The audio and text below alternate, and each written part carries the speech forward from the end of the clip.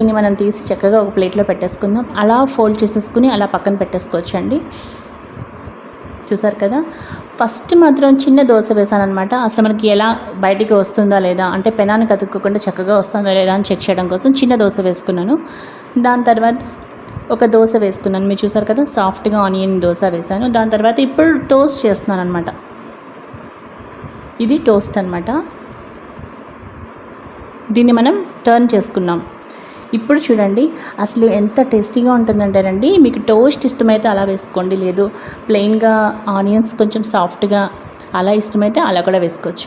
అంటే వెంటనే తీసి అలా ఫోల్డ్ చేసేసి పక్కన పెట్టేస్తాం అనమాట. అది సో రెండు వైపులైనా కాల్చుకోవచ్చు, లేదంటే వన్ సైడ్ అయినా మీరు కాల్చుకొని చేసుకోవచ్చు. చూసారు కదండి, ఈ పెసరెట్లు ఇలా చేసుకుని చక్కగా వేడివేడిగా అల్లం చట్నీతో కానీ, లేదంటే పల్లీ చట్నీతో కానీ, లేదంటే ఏదైనా రకరకాల కారపొడులతో కానీ